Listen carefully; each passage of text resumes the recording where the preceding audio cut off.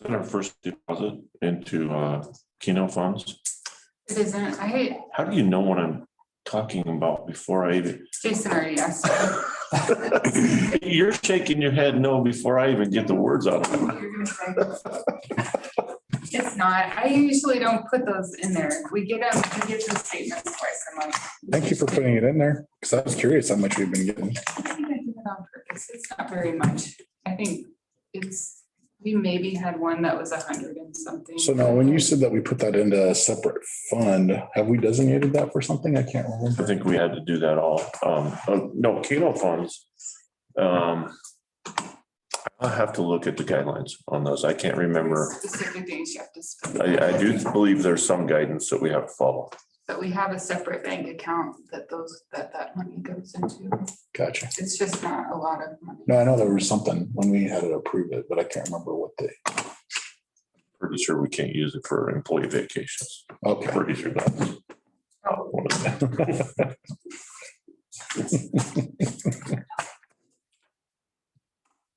I've got 6:30. Let's go ahead and call this meeting to order. With a roll call. Travis Kramer, Here. Scott McCorney. Here.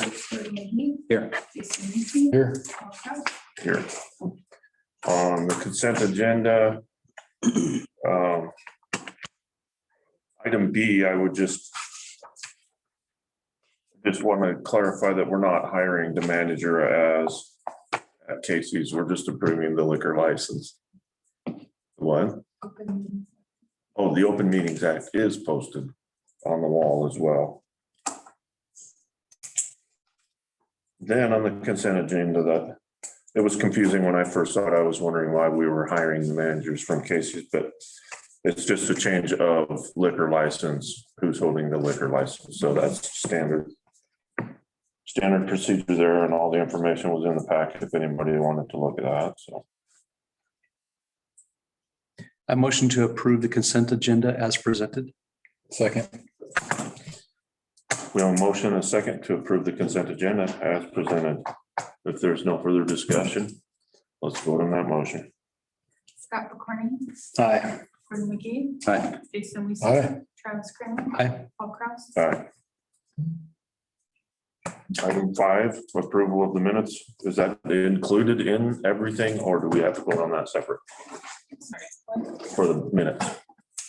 The minutes are separate. Okay, so item 5, approval of the minutes. I'll make a motion to approve the minutes from the June 21st, 2021 board meeting. Second. We have a motion and a second for approval of the minutes from June 21st, 2021. As presented. If there's no further discussion, let's vote on that motion. Jordan McGee, Aye. Jason Reese, Aye. Travis Kramer, Aye. Scott McCorney, Aye. Paul Kraus. Aye. Item A, I believe we'll look at later on in the meeting. We'll probably go into closed session for that. So we'll table A for now. Skip that for now. Item B, discussion about auditorium bathrooms. So we did meet with Troy Johnson. John and I did. Tyler with Troy Johnson from, well, it's a construction arm of JEO. So John reviewed all the plans with him and discussed options, and they're going to come back with some potential cost estimates for us to consider for the next upcoming budget. Okay. That sounds good. It seems like the rental business in this town, we've been renting a lot more auditorium than the previous years. And the fairgrounds are always busy, and I think that doesn't hurt us at all. So.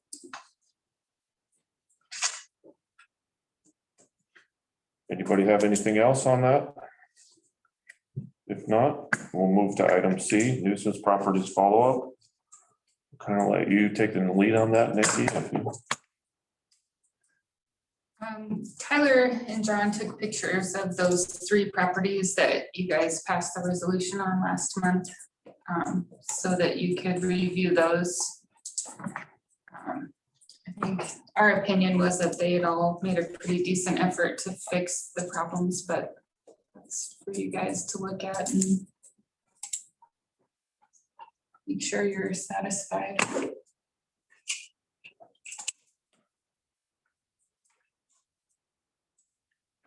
No, I agree with that. Did anybody have anything?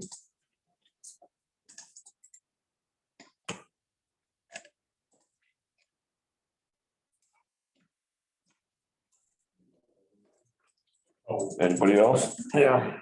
kind of with Nikki, I mean, I think they are making an effort. We're gonna keep making an effort. But give them another month and see if it's take care of it, or want to, we can 54. sure take the next step too, which I'm guessing is us cleaning it and charging them, right? No. Us I don't know, hiring us someone hiring. to. Well, yeah, yeah. and charging it out, Yeah. which is, there's several different companies I've checked into, so. I don't think we have to make a motion either way at this point, do we? So I think if we need to review any of these next month, we do so. We've already declared the nuisance, so we'll have to check with Tim how long that gives us to do that, but And with that, I think, for the next board meeting, we'll probably have a few hours to try and get before winter time. okay.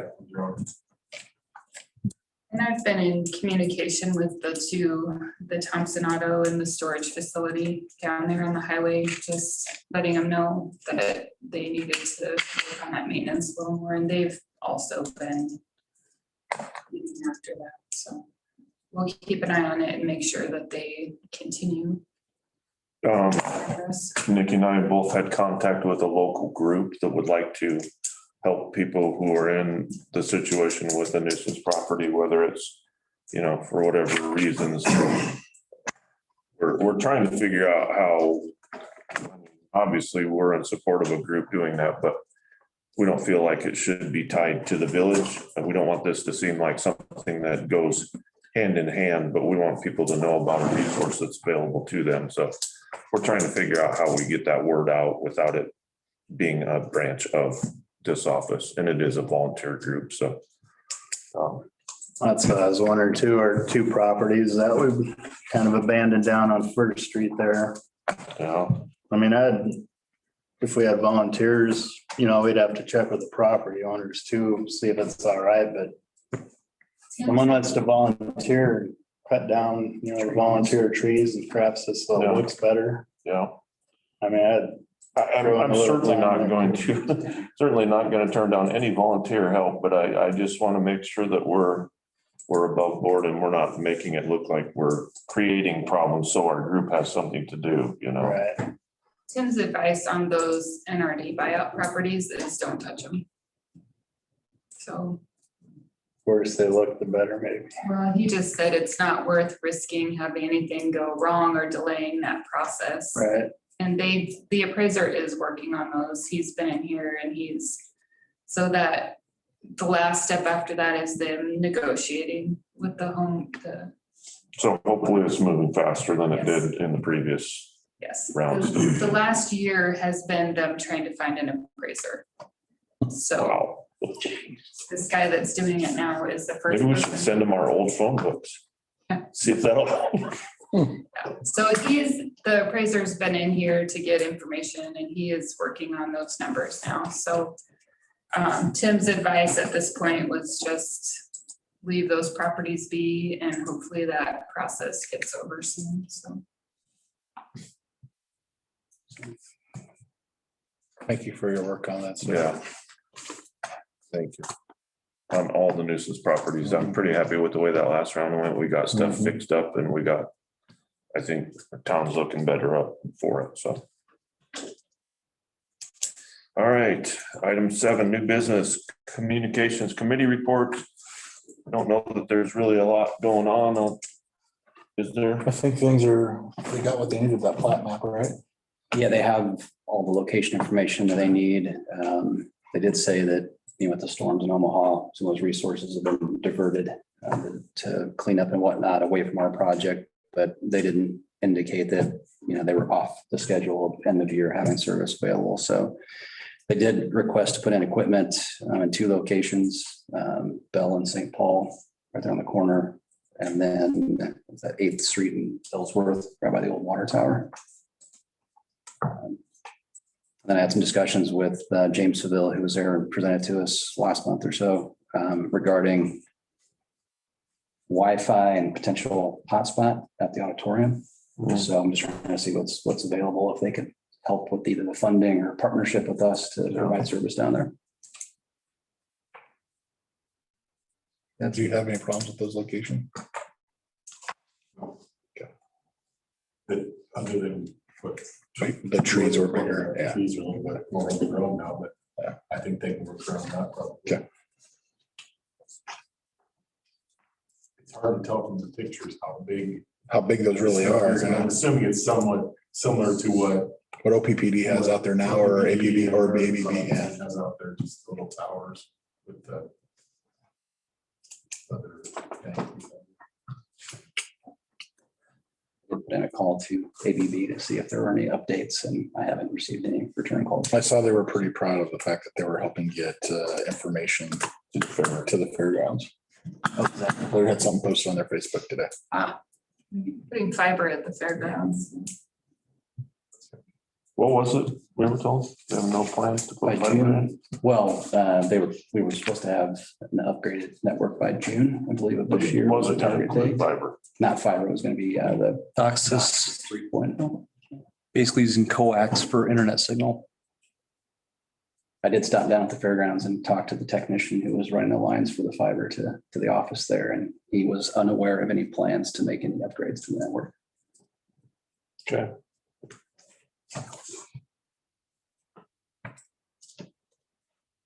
Anybody have anything else on communications? We'll move on to streets. We briefly talked before the meeting about the construction bids. We didn't get everything timed right. So we've got a little bit extra time before we can open bids on asphalt repair projects. So by our next meeting, we should have something that should be bid in the paper, and hopefully we'll have some bids to look at, and we may be going into next season, and I don't think that's a big surprise to anybody because we did kind of get a late start on it. So that may be the best option we have, is trying to start late in the year for next year's project. So I think he put a date in there of, I want to say it's July 1st, I think is what he was gonna put in the packet, that we'd like to have this done completed by July 1st. yeah, I never got back to him. I wanted to talk to you and Jason. I don't know that we have to have that as a concrete number. I would We think don't, and if I had a number, it would be into October maybe. he just wanted to get some sort of a number in there. Yeah. The reason I said that is because the longer we wait, the more we're gonna have. So I just, said July 1st sounds good. If we have a hard time getting bids from that. We can extend it or whatever. Yeah, okay. Other than that, did you have anything else, Jason? No. Okay. Discussion and approval of cutting down tree outside roots to wings with the trunk left sticking out 6 to 8 feet. Normally, the rule of thumb has been any trees in front of a business. It's been hard to prove whether the village plan does or not, so we've been taking care of disposal of trees that need to be cut down. Other than the fact that they want 6 to 8 feet sticking out, I would say this would be a normal, let's get an estimate. Does anybody have an issue with them leaving? I'm sure they want to hang signs on it or do a design in it, kind of. So unless somebody has an issue with that, I would say my recommendation would be to go ahead with that. Trying to recall, what does that tree look like? It's not a huge tree, is it, John? I think it's an ash tree. I'm not for sure, but no, it's not that big. But I think the canopy on it's starting to rot is what she's worried about. Okay.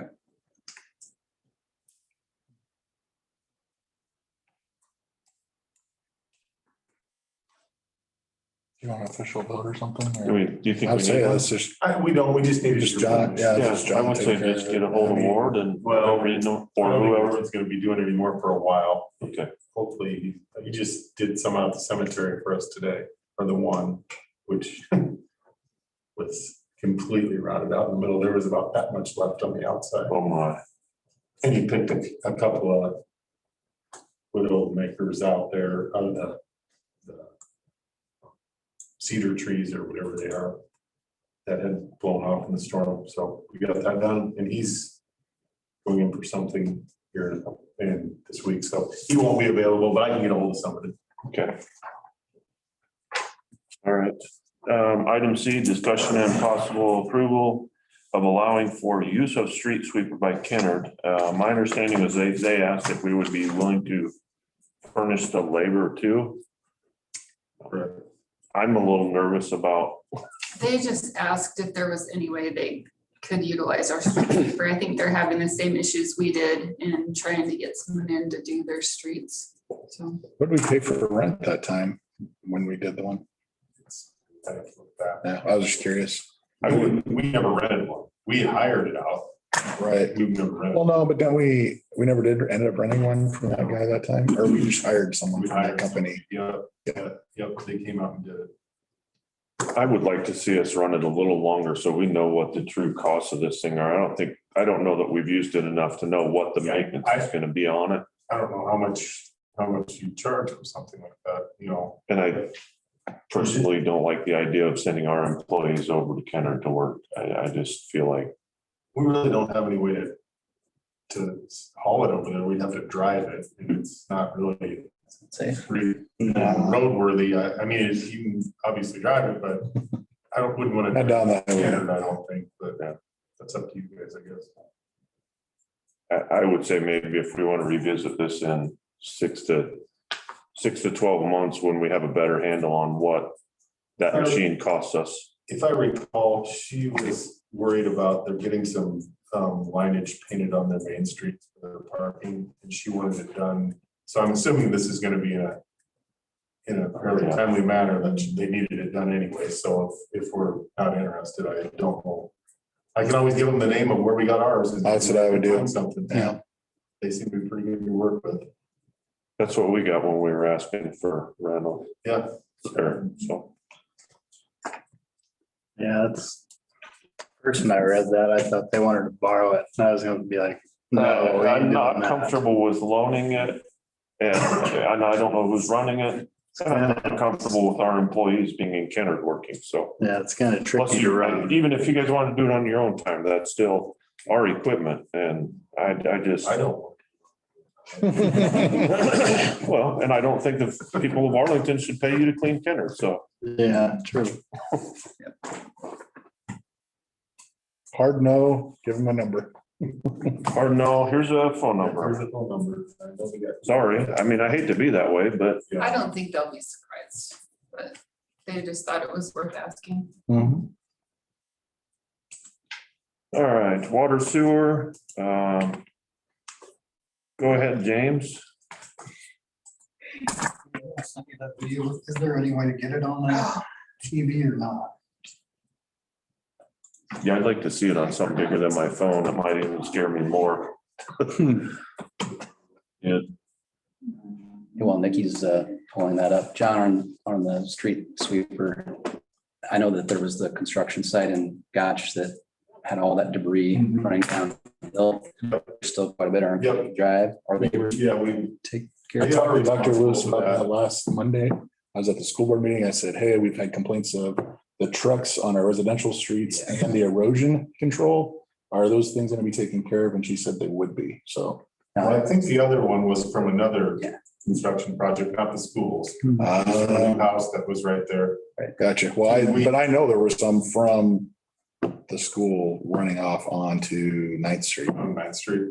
Yeah. Take care of that probably too, or they need to take. She said that they would take care of it, so we'll see. what As far as happens. that, we have not, have you, I know I mentioned something to you, and we didn't get a hold of it. It's full. Homeowner. where were they going They were over? going, Cape? yeah, and they were on the street. Why are they going down the? So they can get the right angle to pull into it or dump it. We'll check into it a little bit more. Is that something we would charge that builder for, or just? Either give them the chance to clean it up or just go do it and charge them the time to do it. I mean, we'll just have to give them an option. There's quite a bit down there across the whole. Oh, yeah, KD Drive. Yep, down on the bottom, I know there's one. But how do you prove it's all theirs too, I guess? Yeah. How many other people were driving dump trucks full of dirt through there? No, I think it's just from erosion off there, That one site. off that one Construction side. side of the Okay. house. But I know there was other construction down farther to the west too. Yeah. So how do you prove what's what, Yeah. I guess? I think if you talk to them, if you talk to them, Oh, there you go. Is this a manhole down by the drain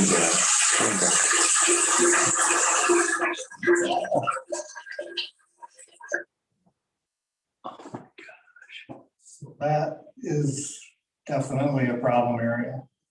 I found out over the I weekend. count 18 or 19 streams of water coming in Yeah, it's, that we can see. yeah, and that's, I have heard that there's That's even a- water that comes up from the bottom, so it's one that we definitely need to get rehab. This is the one we also were discussing that we had a pump in there to bypass when they made a sewer line repair between the grain bins and the plant. I think they actually repaired that whole manhole, didn't they? That manhole sunk. Did it not? I don't remember. I'd have to check. We should probably look up in the, see if we've got any information on what was done. That was when I first started. That's the one that we had to bypass it. And they replaced the whole thing. They de-watered down there forever. Yeah, that might be good. Is that the one right down by Mountain Turks? I don't know who that is. By the. I think by the it's building? The brown building there. Yep.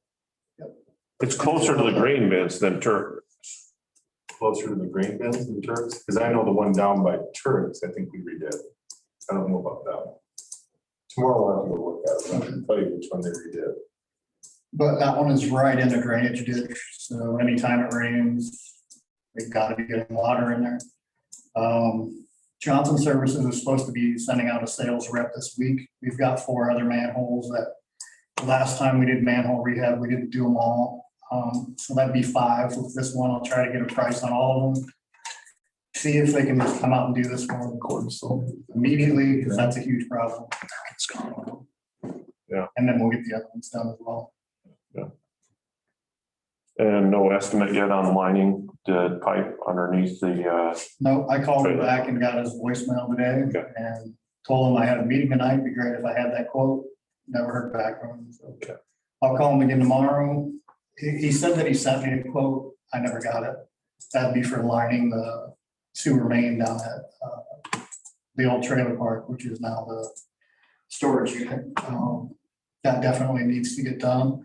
I know I showed you guys those pictures last time. Now, since then, I don't remember who I talked to. You know, you talk to people all the time. So they said that during the flood, they remember there used to be a drain in the middle of that road. And he said when it started flooding, that sewage was coming up through that drain. So that would mean that that drain is up to our sewer main. So when we get that sewer main lined, it will also get rid of that drain. So that could be a bigger problem than what I thought it was. If there is actually a drain somewhere in that storage unit that's going into our sewer. this is the most hope I've seen in probably 5 or 6 years of us actually finding something that's contributing to infiltration. So I'm excited to get some of these fixed and Fingers crossed. watch. I mean, I thought I found one down in Gotch, and then that turned out just being a drop manhole. So Well, yeah, this is definitely a problem. It's good to actually finally find one that we know we can fix yeah.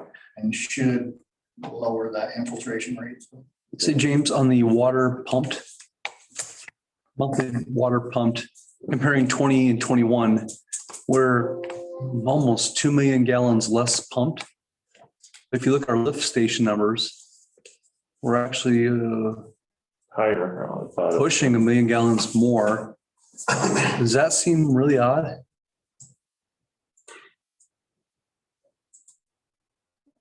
I mean, it doesn't seem like it's overly wet in June. well, that could also be, last year we had that bypass open a lot. Yeah. So those numbers for last year could be lower than what they actually are, because when that bypass was open, it doesn't meter it. Okay. So I'm not 100% sure if those numbers are correct. Okay. But yeah, that doesn't look, You would assume a similar, yeah, they would think they would go the same way. yeah. That would be my guess, is just because those numbers are just off because of that bypass. And that bypass is open.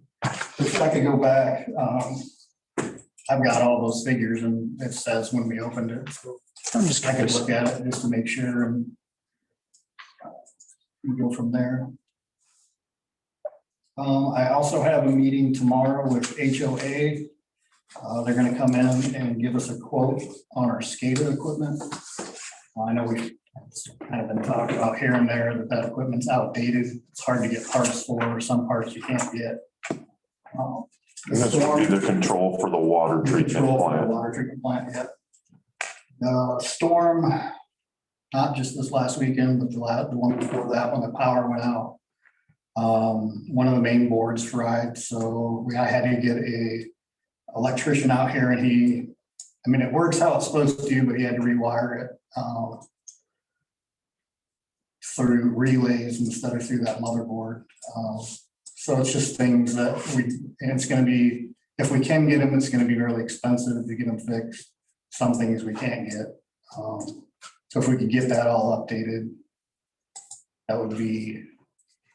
Well, now's the time to begin those estimates, so I figured that in the budget. About the budget, so. Yeah. And then the last thing I had is, I didn't get it done in time to give to you guys, is that infiltration data sheet. So that last weekend when we got a lot of rain, like I'll just go over that. It was about 130,000 gallons of extra just infiltration that we pumped those 2 days. We definitely do have a huge problem. Hopefully we'll be looking at a day when we can see those numbers. Yeah, that's why I started the sheet, so hopefully when we start fixing things, Yeah. we'll notice it on here that these numbers are going down. So the one that you showed us, is it the one that's right on the highway? Yeah. By the sign that says Kendra Blair? It's in the shadow of the, Right there. that's a truck. sitting Big there. concrete up Has out a of the big- Yeah, ground. it's in it's basically in the shadow of a grain bin I almost. think that is the one that was redone, wasn't it? Yeah, because it sticks up that far above the ground. I think it was down by Turks. Down- This is pretty close to Turek, I mean, really. this would be a little bit down in that ditch. This is- That's where all the. this is west. What we had set up there was our pump to go, they might have redone both of them, I'm not sure. I know they redid to one for sure. Tomorrow I can call Kelly and ask him. Yeah, have James show you where it's at first and. Or we can get a hold of him. That's all you had, James? Yeah, that's all I have. I'm saying We had our last water sewer quarterly meeting with Dwayne. Seems like the other one was east of there. Man, Right on Turek. Okay. There, some of those might need to be moved on the map that said just a so. little.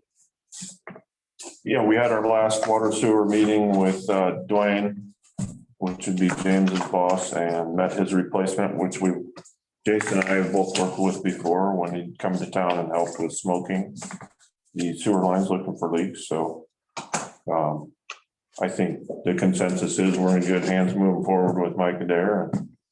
So. Wow. And basically our committee meeting was pretty much covering everything we've talked about tonight, so we're gonna keep working at those repairs and trying to get something done, so. Okay, yeah. Good to see us get you out of here early for once. Yeah. Thanks for your time and your effort. Thank you. Thanks, Chief. Police, I'll let Scott and Jason. Yeah, oh, Robinson, You guys were there for the police. yeah, we had a little meeting today, John. Gordon, you went in I was not there. Oh, okay. I wasn't able to. make it. I was confused. I Oh, was, you're good. Sheriff Robinson went to Fort Calhoun tonight. I let him off the hook for our meeting tonight, so. But short meeting, we talked about the new 6 properties, talked about controlling the speeding up by the high school. I mean, that's kind of the concern with some of our citizens, being they put their own signs along the streets. They'll probably put their speed control sign up for a while, and they'll keep an eye on things there. Other than that, he invited us, since we didn't make it to the ribbon cutting, if we ever want to get together, and he can give us a tour some night, he said, if we really want to, so. If you guys have an interest in that, we can contact him there. What else? That was about it. Touched on the trailer issues again. Oh, yeah, got that new ordinance. Kind of told them to maybe pay attention to that a little more, and probably about the gist of it. Has there been any issues with ATV or UTV and kids driving? Yeah, I did ask him about that too, and kind of had an eye on a couple, he said, but pretty tame otherwise. Okay. seems like that's a never ending complaint. It is. It's pretty hard to catch people. It is. The time you call, they come over, they put it away by that time. So. But yeah, He said that they have the same problems over in Fort Calhoun. too, I'm sure. Underage driving. did anybody else have anything for the sheriff's department? Oh, he does have a couple new members on the force, but they're going with training and stuff right now, so it'll be a while yet before they're in full force, but pretty happy with. It kind of seems like from what I hear, they get poached a lot. I do think the sheriff's department feels like they start a lot of people in training, and then Yeah, other communities poach their employees, so. It seems like that's been kind of common with the sheriff's department, that they always have a few new ones. You mentioned something about hit their budget season and build out the numbers for that. yeah, so they're still going through their negotiations yet, so he's waiting yet, so hopefully he'll get us those numbers before we need them, so. Those turn out. So that's about it. All right. Thanks for that, Scott. Yep. On to item E, parks.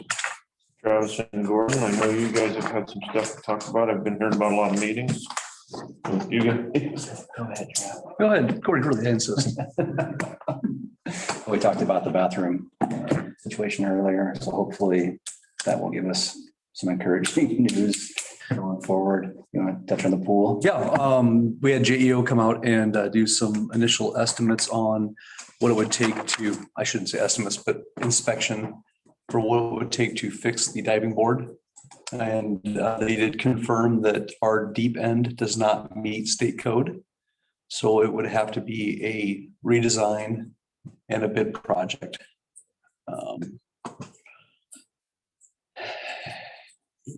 Yeah, and today I got some information back from them. And the estimate, of course, they're not doing a construction estimate, but rough number budgetary estimate to repair it is $1 million.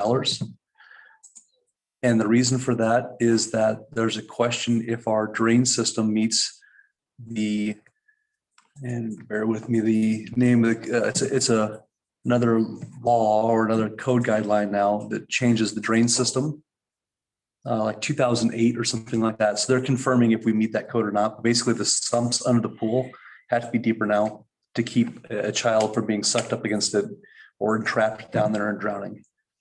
And so it's changing from maybe remodeling one end of the deep section to it'd be a major project. So he's looking into it to see if our pool meets that sump, the drain part code or not. That's a big difference in the cost. Big.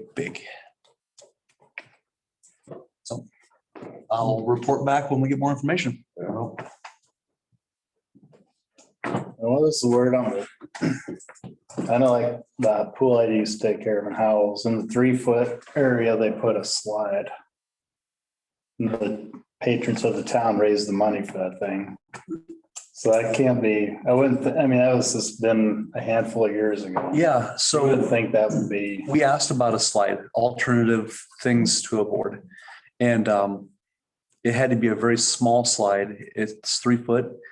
But Gordon, how do you put it? That if it's 3 foot, it's too deep that you have to be able to swim to use it. And the slide was small enough that the little kids would like it, but they can't use it then. Right, right. And then where we may have room to install a larger slide, the water's too deep. So like on the west side of the pool, you're closer to 3.5, 4 feet. And it needs to be, I think 3 foot. Can't be over 3 or 40 inches. Right. Well, whenever Paul and I were on the pool committee, when we had done the research for it, we had the slide picked out and everything for it. And then they said that we would become a water park and we'd have to have a different certification for our lifeguards. Right. Right. Additional lifeguard Yep. and different certifications as well. And it was not a little slide, it was a bigger slide. yeah. It wasn't Well, like, this is going right in there. It's the 3 to 4 inch, or 3 to 4 foot. yeah, I don't, but They don't have to do anything special. did they do it long enough ago that there wasn't? That may- That might be, yeah, who knows how. 5 years ago. Oh, so, Not that long. Yeah, I find it hard to believe. yeah. I would. I don't know, we can, We call them and see who their contractor was Yeah, for. and he offered a slide that would work in the 3 foot section. I mean, he had a solution there, but he said you'll probably be disappointed. It depends what you expect from a slide. And then we would have to place it in the 3 foot, which our pool is interesting. It goes 5 foot all the way to the opposite corner from the deep end at a line across. And so now we have to put a rope diagonally across our pool because per code, we have to mark off 5 foot and deeper. So next year, we're gonna have to paint the bottom and put a black line there and move that rope across there. And that means that the slide has to be that much farther back into the 3 foot section. Not impossible, just a few things we have to work out. It was a fun meeting. It was just like, doggone it, nothing was working. right. We'll keep weighing those options. Absolutely. Anything else on parks? Saw the picnic table got fixed. Thanks, John. Taken care of. Walking path should be fixed up now. What should, The walking path. around the Yeah. manhole. saw that. That looked good. The pool and the library are both working on budgets, getting budget numbers together for things they may need.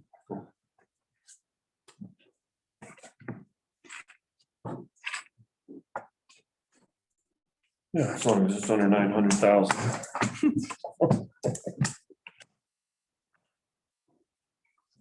Okay. Report. I didn't think there was a, Back on the compaction test, right? Oh, yes, touching that, oh, yeah. the boring. Potential pond area, yeah.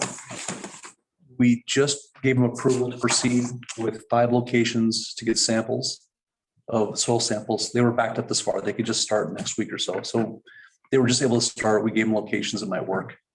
And probably a couple, 3 weeks before we hear back.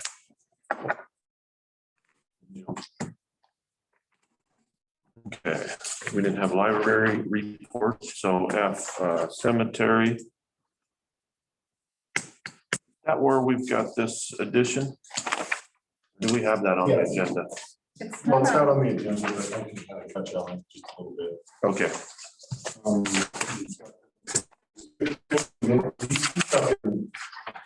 Alan stopped in late Friday. He was a little concerned with headstone. You've got the 2 pictures you can see bottom right-hand corner. There's a slight, I don't know what you call that. Chip out of the granite. I thought that was kind of a big price to fix it, but I'm sure they aren't cheap. I can't tell you who did it. I mean, I can. This is probably one of our mowers, but I think that's why we have that in our cemetery rules and regulations that once you put a stone in there, it is not the city's responsibility anymore. Because it's not locked to the general public either, so. I mean, short of a camera being there, seeing it, anything could have happened. Somebody could have been there with a hammer and hit it, you know. So that's up to you guys. I mean, we can talk about it next meeting since it's not on the agenda, but it's something to look at and think about until next month. Yeah, I think, And I have talked with the part-time employees and just told them, let's be a little bit more self-conscious about what we're doing out there and just stay far away from that kind of stuff. The stone itself hasn't moved. It's just got that chunk out of It it. did. Oh, it did move. Yep. Oh, the stone. Because there was something on here about moving it or something. Well, I moved it back already. Oh, gotcha. There's been other ones that have been bumped. It happens. No, I get There's so that. many of them out there, but this particular one is kind of out in the middle of nowhere. So there's no reason that it should ever been hit. But just something to think about for the next meeting. Yeah. Maybe in the meantime, I'll get a hold of this company and see if that. well, I'd like to see what our rules state and Yeah, and I do believe that it states that once a stone is there, it's the responsibility of the plot owner. Tree falls on it, if anything happens to it. Because I don't think we're gonna want to get into the practice of fixing everything out there because. yeah, and that's precedent. I don't know that we want to set, but we probably need to review our rules and talk to Tim Yep. and make sure there's no other options for this particular case. Yep. So, anything else from Scott and Gordon? Budget planning. What we need for next year. All right, Yeah, looks like the boys did some extra cleaning in the tree line on the west side. yeah, Drove out there yesterday and checked things out. Looks better. I'm surprised we still got trees out there that are that hollow. I thought we were taking care of most of those. This one had been in the works for a while. It's been in the work. I hurt his leg. And he squeezed it in today. We actually got it down to one down today. Yeah. But I think Scott's talking about along that ditch. We cleaned out all them volunteer trees out of that ditch on the west side. There was quite a few of them in there.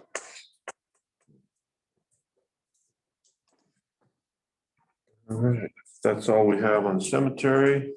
Let's move on to item G, administrative, Washington County permit report, looked like just the school was the only new one. Not a lot going on right now. But again, not surprising with construction prices. Item B, discussion and possible approval of adjusting office hours for Tuesdays. Nikki thinks that the 6 o'clock time is kind of not being utilized like we'd hoped, so you want to move it to 5 o'clock? Yeah, I was just thinking if we open the window at 9 like usual and then just keep it open until 5, because there are plenty of people who are trying to come in before noon. So I think that residents would be better served if we're open at noon, then between 5 and 6. Yep, but then I can leave it open later, still just not until 6 because I thought maybe when it's lighter later, people will be out and about a little later and might stop in, but. I would say, unless somebody has an issue with that, we don't need to make anything official on that, do we? We can give you direction to adjust that as needed. Okay, item C.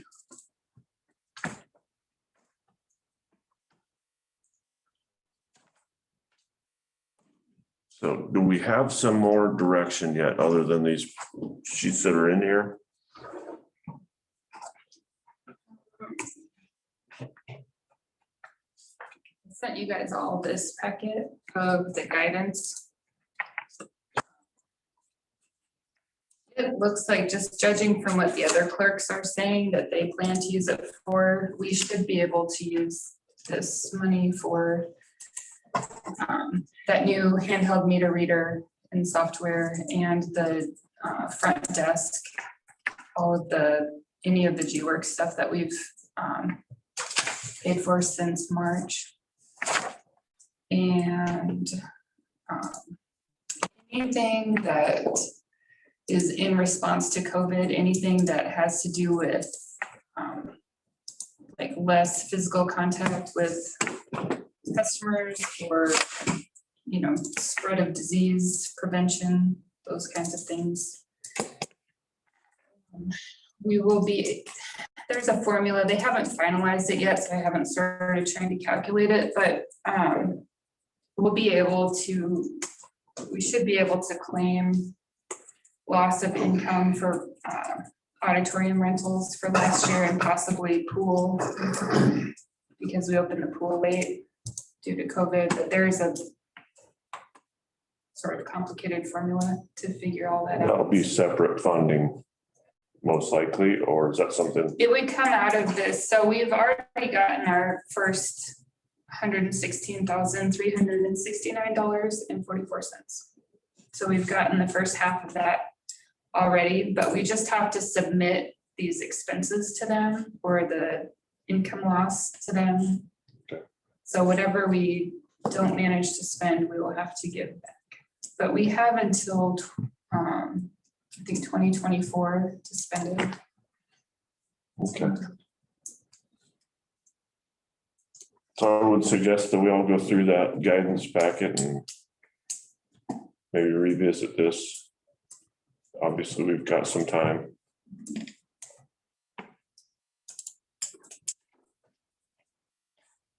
You guys do need to approve the application. Oh, that's right. Yeah, we did.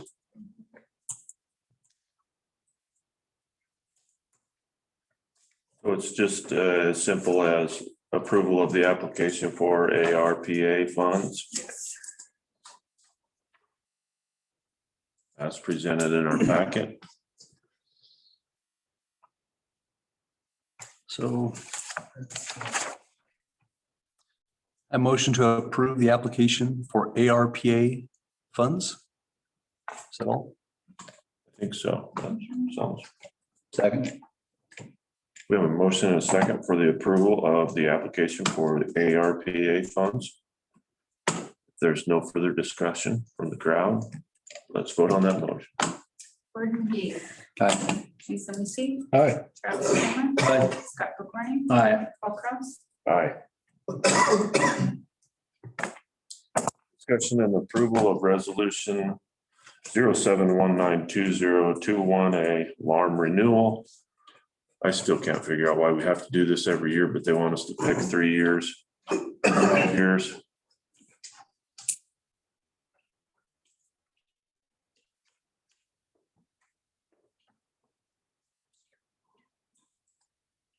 We just normally pick the 3-year commitment, but they make us make it official every year, is basically what it is, right? Okay. So we get the best rate by committing for 3 years with a 5% discount at that commitment level. And we just need to approve that resolution.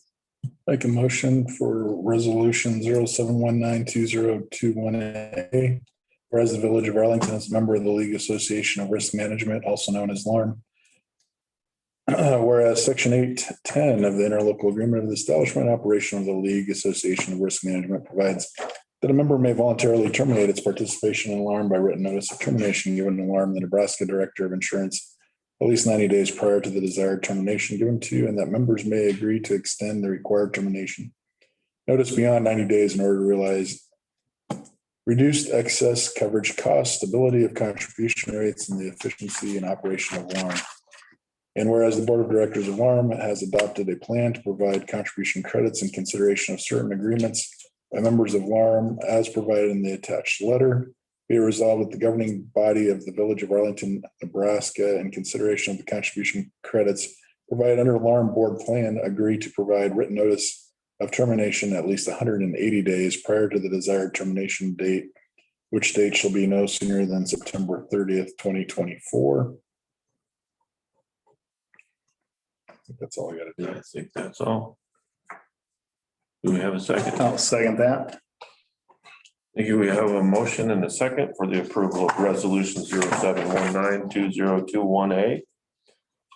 If there's no further discussion, let's vote on that motion. Jason Lucy. Aye. Travis Kramer. Aye. Trustee Corner. Aye. Gordon McGee. Aye. Aye. Resolution 07192021A is passed and adopted this 19th day of July 2021.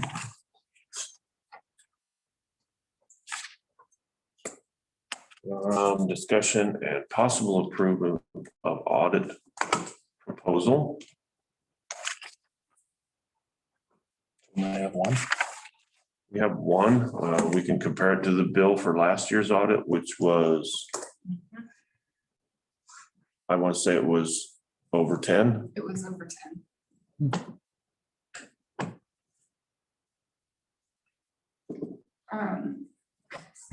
Rick's concern about using the same auditors as last year is that with the software switchover, there will probably be more hours involved, and he's afraid that we will end up paying a lot more money for the extra checking. I kind of feel like the price reflects the feeling that I've gotten from this other company about, I kind of feel like they feel like they've done us a favor. I don't know if I should say that, but at one point it was like, well, we're not even sure if we want to do. I don't know. But I think that's a substantial savings. I thought the audit was over 10,000 last year.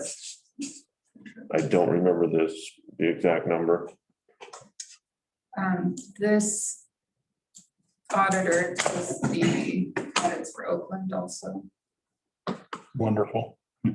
I'll make a motion to approve or accept the bid from Sharon Hammerlund. Problem I have is it says approximately 7,500, so I don't know. Do I want to cap it at 7,500? I don't know if I want to do that because it might be more than that. She explained in here what would cost more if we. Unanticipated circumstances develop, and it is necessary to extend audit procedures. I will discuss the circumstances and additional procedures before proceeding. Not to That's exceed the what amount she- of $7,500 and then she can explain it to us. Second.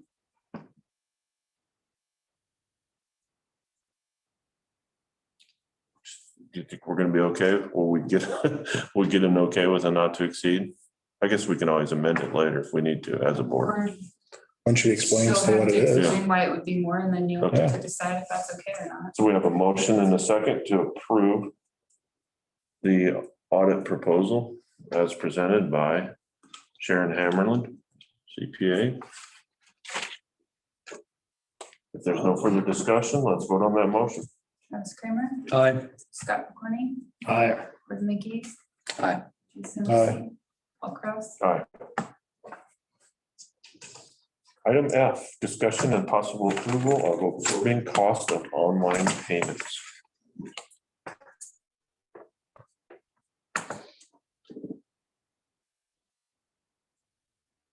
So many places just charge the person. We don't want to do that though. Give them a discount if they pay cash. I mean, So we currently, if you sign up for, sorry, Nikki, go ahead. So for recurring ACH, we don't pay any fees for that today. The consumer isn't paying any fees for that today. If we do it through our bank, but if they sign up for the new front desk, they're using their credit it card. will automatically, even if they do ACH through the bank, if they sign up for front desk, it will automatically switch them to Forte processing for that. And they'll start getting charged. There's no way to keep our old setup. Not if they sign up for the front desk. So I signed up for front desk yesterday. So is that going to switch then from the bank to, it wasn't really clear. in that process that, It didn't give you any, did never come up and say that we would charge you. no. In fact, it doesn't even look like I'm enrolled for recurring any longer. Well, you have to, so when you sign up for front desk, you have to select automatic payments in order for it to do that. So if you didn't select automatic payments on there, then you should still be on the old ACH system. Okay. But if you go in there and select automatic payments, it will switch it from ACH to. ACH.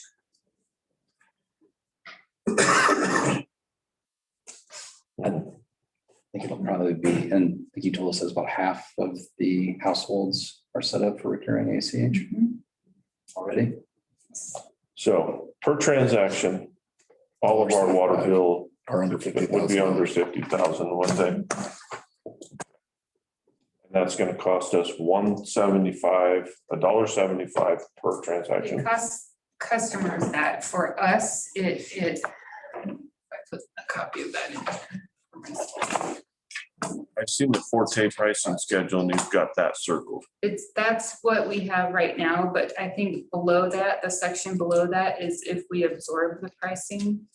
I think they call it pass-through. Standard product and optional service pricing. Pass-through pricing. 10 cents Oh, plus 40 BPTS. It's like per transaction. So it looks like it's 50 cents. That's for credit card, or if they do an electronic check, it's the next one down. which was 25 cents maybe. American Express, account updater, chargeback fee, batch fee, gateway fee, ACH, 25 cents without Forte Verify, 50 cents with. So the Forte Verify is just that when they put in their checking account number, they make sure that it's a valid account and that there is a positive balance, but it doesn't necessarily check that it has sufficient balance. I mean, it doesn't check if there's sufficient. so So I don't know that we need to do the, if we do the absorbed pricing option, the customer doesn't pay any extra fees. Right. We've already talked about finding ways to make this attractive by giving somebody $5 off a month credit or something. The fees that we're gonna pay per transaction, would they exceed? Well, I mean, it looks like it would be 50 cents a transaction. I think it's more than that. Pass-through pricing plus. that's if they, Plus 0.40. Oh. that's if they do a credit card. So it's Correct. different if they do. So if we switched all those people that are on ACH which is an electronic check over to this, then it would be that 25 cents per transaction. Which I think pays for itself just in my time. So I'm not sure I understand what the pass-through pricing means. Is that something that we don't know what that amount's gonna be? Pass-through just means that we're not charging the customers. It means that we're gonna absorb that. So it's less expensive for us to take on that expense than it is for them. I understand that. Pass-through pricing includes the direct interchange, dues, assessments, and all the fees that are charged directly from the card associations. So that could be 1%, 2%, depending upon the type of card that they use. Plus then 10 cents plus these kind of 40 basis points. Is that what that's describing? So 1 to 3% seems to be a standard from what I know of using a credit card. 3% of a water bill, what's our average water bill? It would be $3, 90 to $100. So we could pay $3 plus the 50 cents. And that would be on what's your understanding of which ones would cost us that percentage fee? Just the Visa, MasterCard type of. So most of our people would probably use their bank account. Half of them already use their bank account. And that would cost us 50 cents or 25 cents. And you can set it up so that it's absorbed or we pay it for just ACH. That they can charge a convenience fee directly to the consumer to use a credit card. We can set it up that You way. can. So if you guys decide to do that, then we just, that paperwork in there that you signed, we just have to re-sign that stuff and fill out a new application for it. But, I mean, it won't be an automatic thing. There's the If we decide to do the pass through. So do you have to switch the people that are currently to this new? You just have to sign them up with the front desk. So that'd just be a procedure of getting people educated on how to go find that website. And it would, because right now, if someone who does ACH goes in there and then realizes that, I don't want that fee or whatever. yeah. Like, then it for just example, hurts them. But the more people we get signed up on the front desk, then they can also get, you know, if there's a snow emergency, we can send out a text or an email saying there's a snow emergency, that kind of thing. So it would be nice to be able to motivate people to do that. But you can still keep it the way it is, even if we go to front desk. Let's say someone who has a bank account in town and has no desire to use this computer system, they can keep on ACH like we're doing. For now. She kind of hinted that eventually you'll want we're gonna everyone go to, through front desk. Okay. So, was this a charge that they talked to us about beforehand? well, we had to decide, I mean, if Gotcha, we were gonna yeah. pass on that fee. Yeah. But they did not mention that eventually they would have this Mhm. changeover. I can see both sides of this. When I go to the courthouse and I don't bring cash or check, I grumble about paying that fee. You know, but that's probably not something that they should be budgeting for as convenience fees. We've also talked about making it for people to sign up on automatic. And to me, this pricing sounds like it's in reason of what items have been thrown out there, like a $5 discount or some kind of a discount. So I don't know, whatever. I can see both sides of this, whatever you guys think. So we're not gonna want to give them a $5 discount if they're gonna cost us $5. No, I think we can just say we're absorbing The the cost of cost. the transaction. And whether that costs 50 cents or $3.50, I still feel, Because there's how my many, personal opinion is it's worth it for us to try and streamline. so there's how many do you send out every month, bills? 520-ish. So 520 times 350 Times 12, times 12. What is it? 22,000. It's a lot of money. So I think you incentivize them to use ACH. And Sorry, I'm charge for credit cards.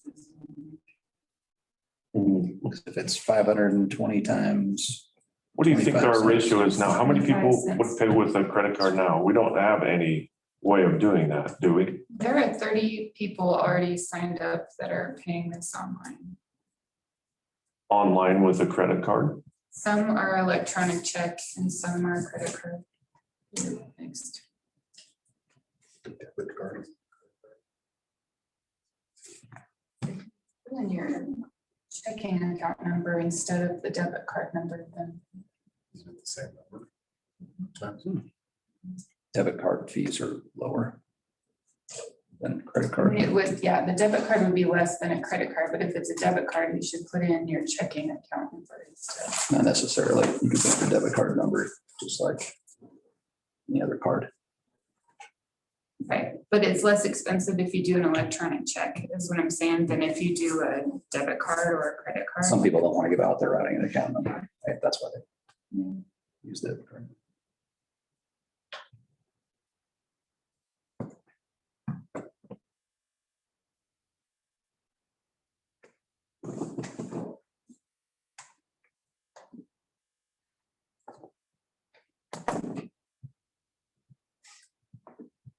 Well, college tuition, if you pay with your credit card, you pay more. If you pay cash or a check, then that's why my kid went to the bank and got a bunch of orders and took them back to the paid tuition. We don't want people to start doing that though. No, we don't. Lincoln is, well, Lincoln's actually a good example. That is free if you use ACH. If you use- Yeah, it is. Well, when do we have to make this And decision? the courthouse, like you said. Whenever, this was not, Just the discussion that came up. I don't mind the idea of giving people an option to do it for free that we absorb. And then if you want to use a credit card, maybe that's reasonable because $20,000 is a lot of money if everybody decided to use a credit card. Points, I reward Yeah, points. Card. and if we're just going to absorb that and make it more attractive for people to try and get points on their credit card. Which I was gonna do that. Glad I haven't done that yet. Then.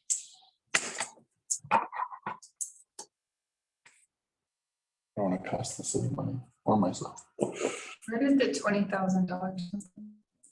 So if everybody paid, if we paid $3.50. $3 a transaction on all 500, 20. on all 500 customers, if everybody used a credit card, $3 or $3.50, it comes up to between $1,800 and $2,100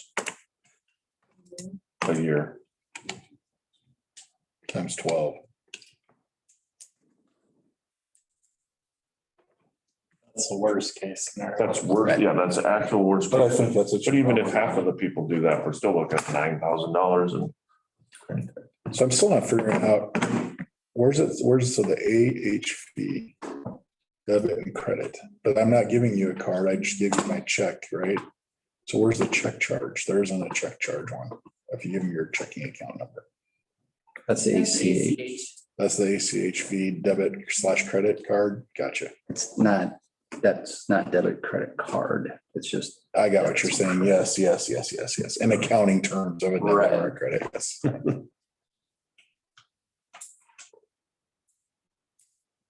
So without Forte verify. Meaning they're not verifying whether or not there's money in it. And if they do verify it, then they charge you 50 cents. so if we say we want to charge the pass-through fee from the credit cards to the customer, can we still get this absorbed pricing? And can we separate that one charge, or is that gonna throw a monkey wrench into their pricing schedule for us? I can find out.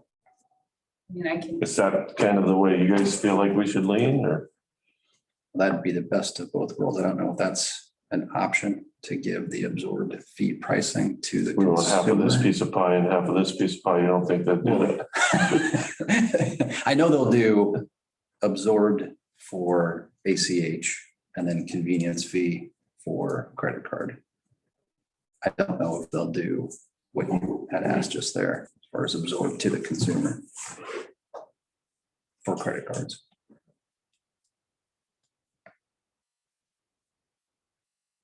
So how does this compare to what the courthouse does now? Can you tell us that?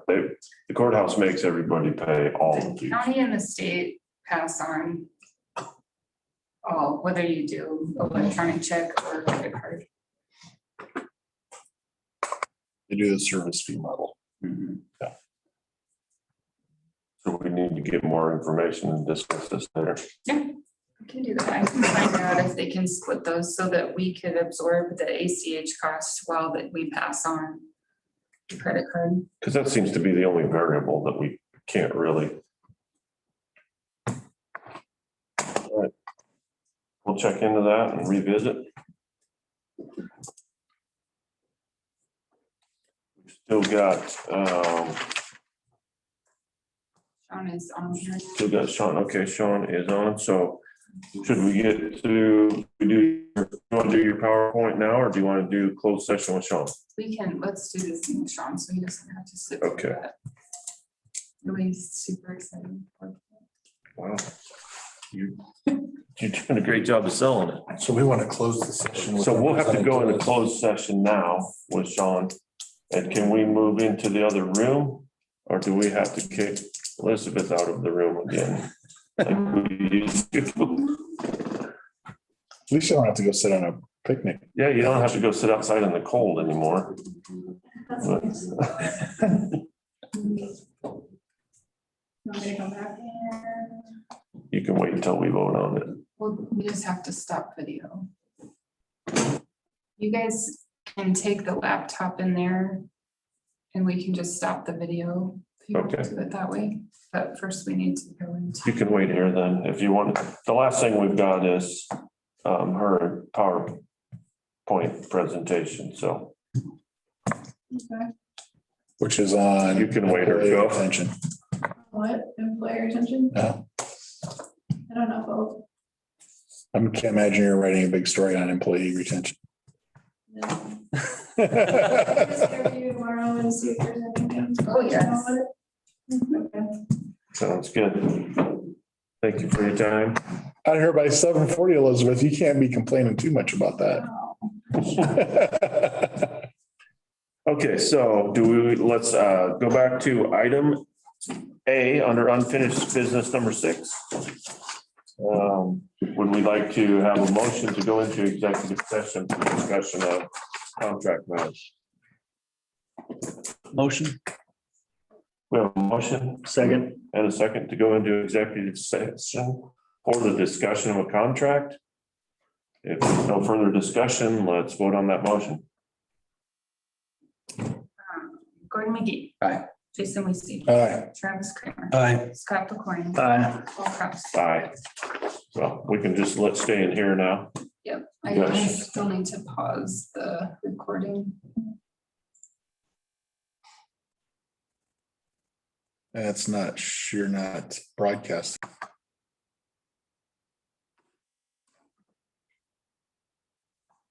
I'll make a motion that we approve the statement of work from 12 Points Technology, Cybersecurity and Forensics, the amount of $800 per month and $1,500 upfront.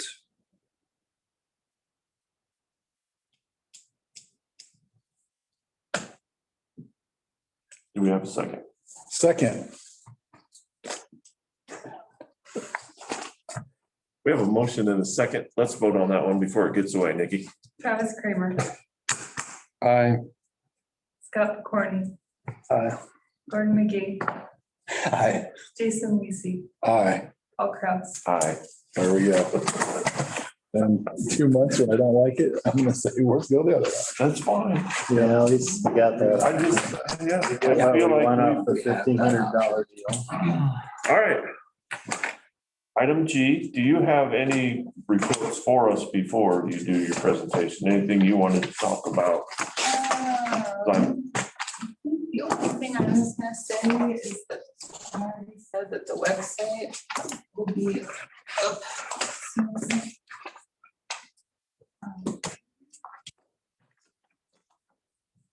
On Wednesdays and Sundays. So if you need something, please let me know tomorrow.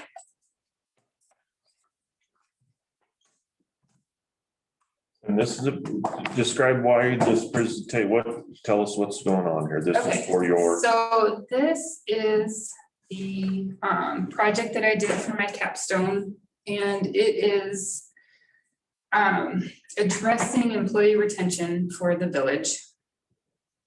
And the reason.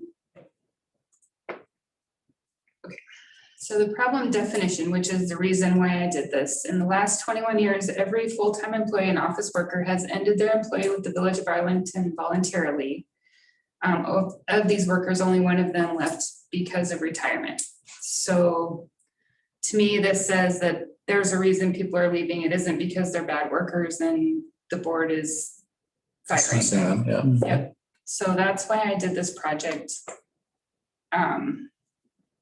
My objectives were to determine the existing policies and practices with the current employees, which might be causing them to look for employment elsewhere, determine the cause of turnover over the last 10 years, and identify policies and practices of other municipalities that people are happy with or unhappy with that might help us with new policy. The reasons, one of the big reasons is because we only have 3 full-time employees. So if one of us leaves, that's a pretty big loss for us. And it can be substantial decrease in productivity, regardless of which one of us is gone. That leaves a lot of things that can't get done until we have a replacement. Temporary workers, I think we found out can be really costly in not just for their services, but lost productivity, fixing things that maybe didn't get done the way they should have been.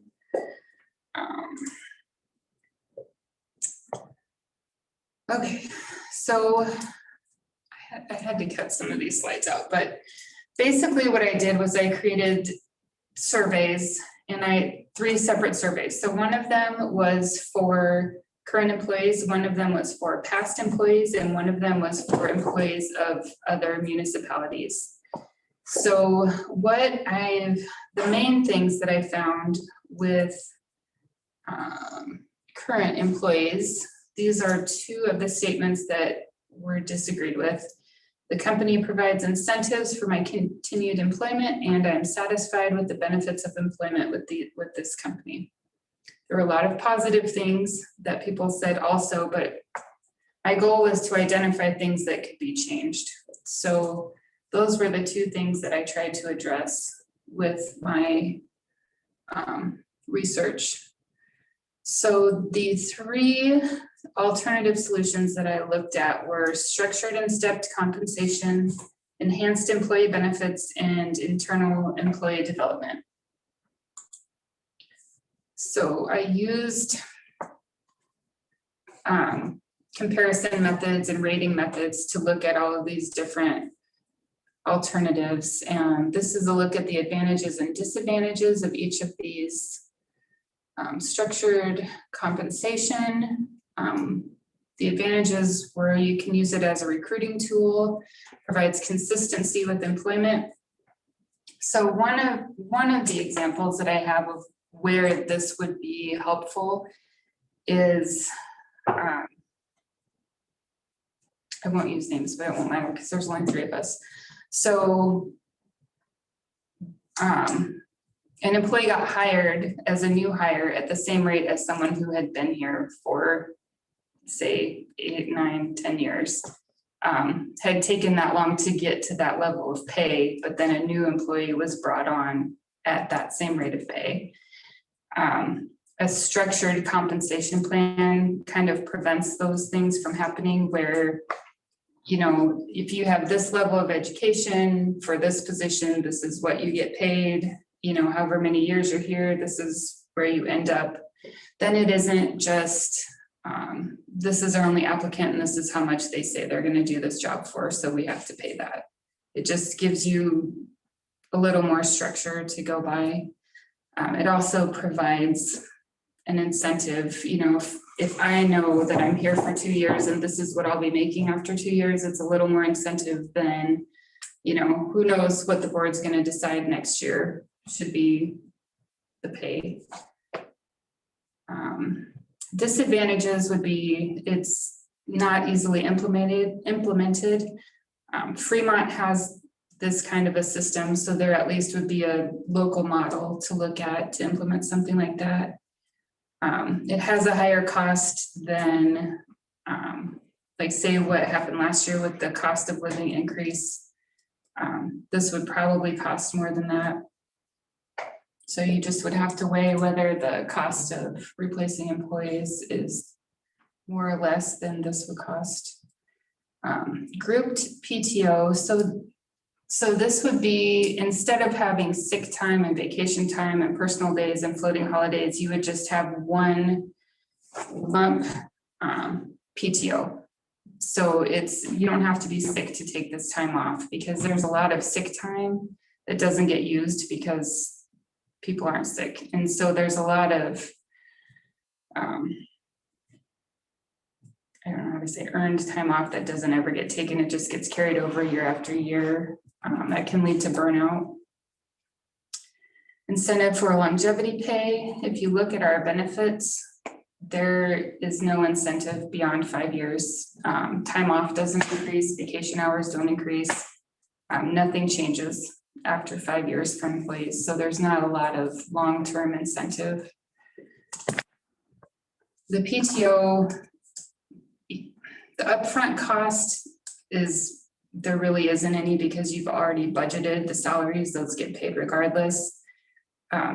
If you had to bring in a temporary, you know, if it was a long-term time off thing, which normally would be if somebody's sick and you would have to pay for a temporary worker anyway, that's where that would start to cost. Disadvantage would be possible lost productivity. And that's where if somebody takes too much time off and then you lose productivity, but you also would have to have a system where you stop that from happening. You know, if people are taking too much time off and you can see that they're not getting their job done, then you have to have a system for nipping that in the bud. I know like People Service has unlimited PTO. So They can bank as much as they want. they can just take, like James can take as much. So if he time has 240 hours saved, he can take 240 hours off.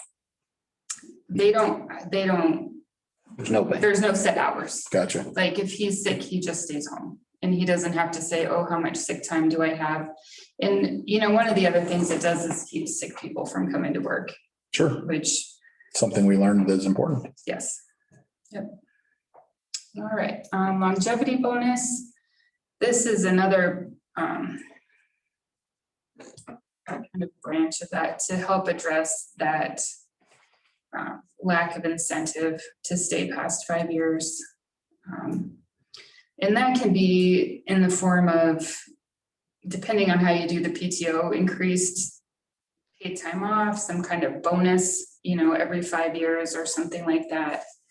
It would have some cost to it, but it may save you from having to replace employees, so. The last one was internal development. Advantages to that would be increasing employee skills, using it as a recruiting tool. So one of the arguments sometimes against developing your employees, paying for education and things like that, is that it makes them more marketable. You know, like you'll educate them and then they'll take their skills elsewhere. But really what they've found is that if you internally develop your employees, they're more likely to stay with you than if they have to pay on their own to go get education somewhere else to learn new skills.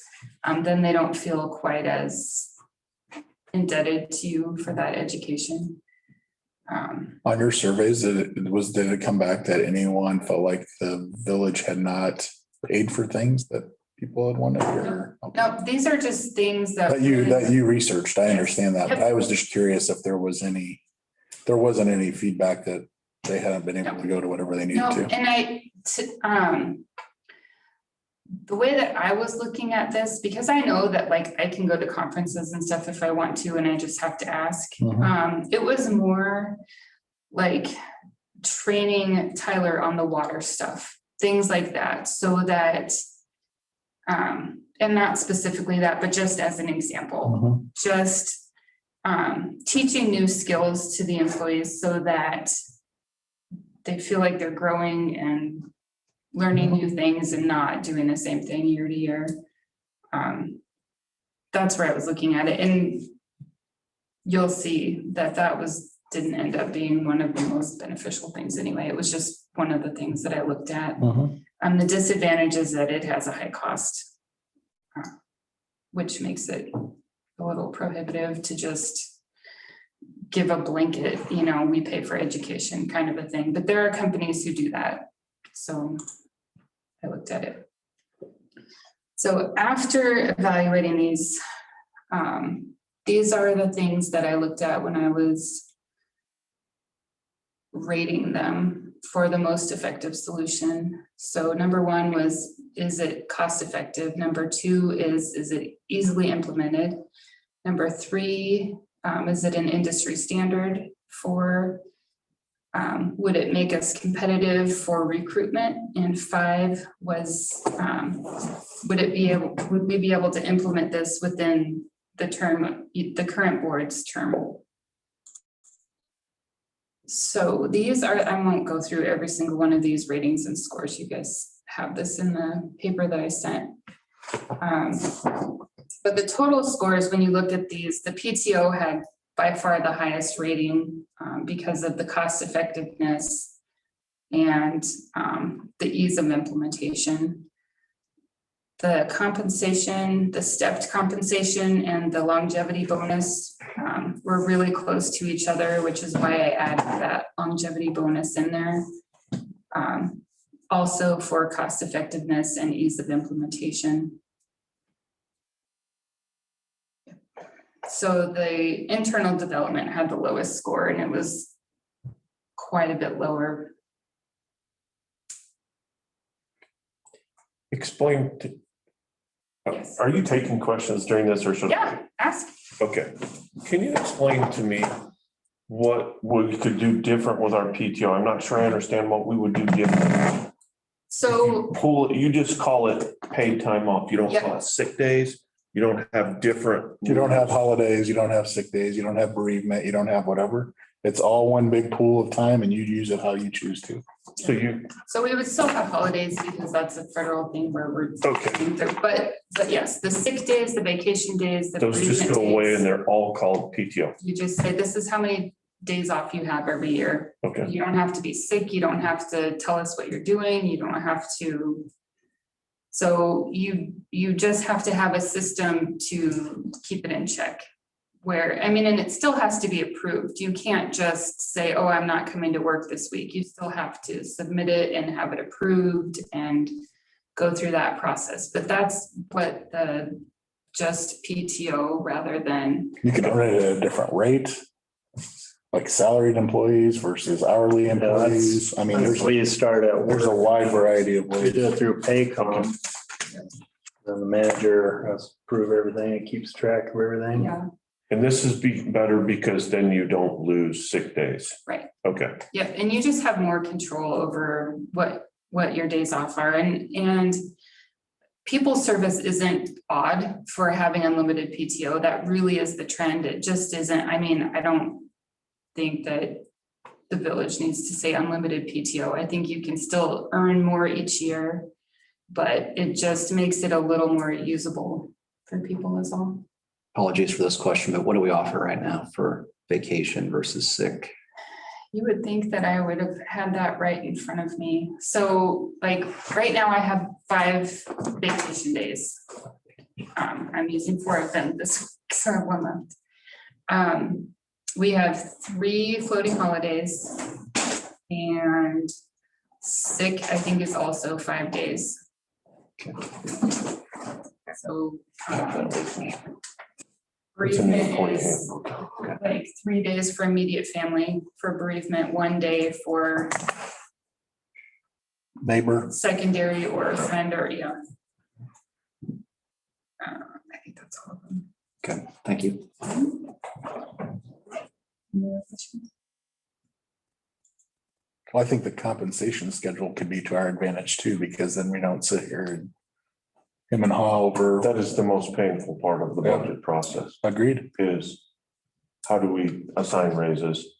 And I've told you, my past history has been every time we feel like we give somebody a big raise, they're gone after that. So Yeah. I don't know. That stepped salary stuff can be really useful for that because then everybody knows what to expect. And then, you know, and if there's board turnover and someone else feels differently about it, Still. it's already in place and you don't have to have that conversation every budget year. I would love to look into that more.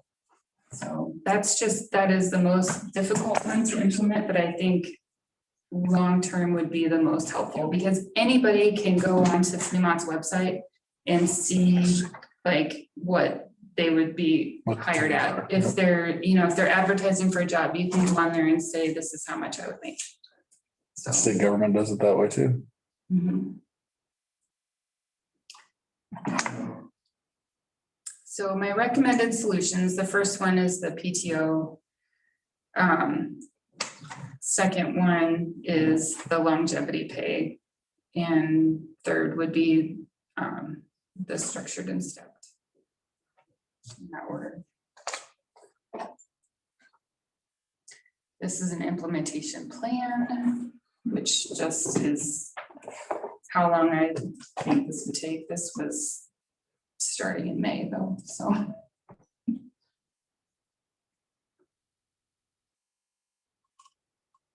But this is all stuff that could be done before the next.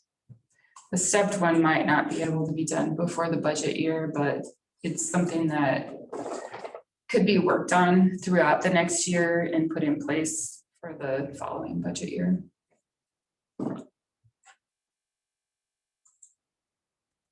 Barriers, resistance to change, and that's everybody resists change. Establishing support and agreement between you guys, that is more with that stepped, I mean, that initial. So when Paul and I go to arm wrestle over what the steps should be. 1,500, 2,000, you know, whatever. I mean, I can create it if you want, I can give you the numbers. I Creating a think plan that's with something two that would be a cities. lot easier Oh, by far. to look at other people, and I think there'd be less arguments. That's clear cut. Yeah. And then when we hire someone, they know how far they can go. These are just my references. That's what I had. Wow. She passed. Did you I was create it on really there? expecting that to be more personally painful for me. I thank you for not pointing fingers specifically at any one person. It isn't, I mean, But there are things in there that I don't think we always think about, and yeah. Very good presentation. You do great on it. She I got- passed. Good. She got her degree. Oh, you did? Yeah. they gave me a, Oh, that's good. Congratulations. thanks. So what would, explain a little bit more about the structured compensation. What kind of variables would you use? How do you rate somebody coming in? Do you have to look at education, years of experience, any certifications? I'd say those three. And so coming up with that basic formula would be difficult. Yes and no, I mean, there are, like you said, the state has it laid out, the Fremont has it laid out, there's gonna be other. You probably have to look at bigger cities, and We wouldn't have to invent the wheel. Yeah, I know, like, when I worked in Papillion, they have that. that's probably the most uncomfortable thing one of the most uncomfortable. For sure, things because to there's do three for- people. They know that it's the five of us made the decision of what they're. It's uncomfortable for us, you know. Yeah. We all feel uncomfortable about it. But it doesn't have to be. Do you think you can get all of those, one of those scales? Step systems to compare to? I mean, maybe it's not the same number, but Yeah. if the structure is all easily laid out, maybe it's a spreadsheet. I mean, we can print off 3 months now if we wanted to. Mhm. They're, the only thing we'll have to look at is that they don't necessarily translate, because like the three of us do all of those jobs that they have a lot of different people doing, and so. Definitely. It may be difficult to find a small town that has that stepped Yeah. system, but I think we can find some way to make it work. If you're interested, I can work on that. I would like that. I think we'd like that for the budget, for sure. Yeah. Yeah, Does the whole scale move up year over year? Each position moves up. And what's that based on? You move up with longevity, like your salary goes up the so longer it you would work. probably be tied to a So normal like a cost of living teacher increase. salary schedule, how it works is so like based on education, you get 5% for every 9 hours that you get for education. Mhm. Up to a master's degree, up to 2 master's degree, you get specialist, doctorate, whatever. Yeah. And you're getting 4% for each year, but it stops at 16. So I'm getting paid. Scott's getting paid as a person who's taught for 16 years, even if you've taught for 25, 26. You're done. You're topped out. Yeah. Okay.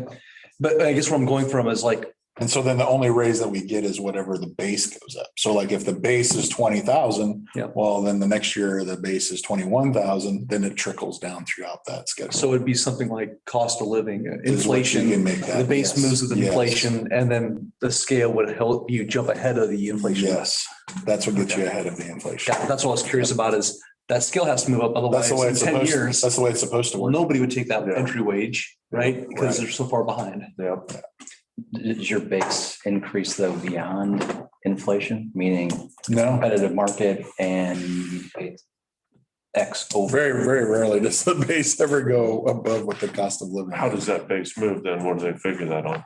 So ours is an array. So it's an array of, in the state of Nebraska, it's the 12 schools that are the closest in size to you and within a certain 110 miles or whatever. So then all of them are trying to be the same. So like the only time we can go to the Commission of Industrial Relations is if we are Not at that. less than 98% of what the average is. Okay. So you can use the PTO or a longevity bonus to For sure. compensate for once you plateau and you're not. PTO could be very different for you, John and Tyler. Tyler's more of an employee, whereas you and John are both management. So your PTO could occur at a higher rate. Maybe you guys get 6 days a year, 7 days a year, 10 days a year, and then he gets it 5 days a year, whatever. I mean, there's a variety of ways you can do that.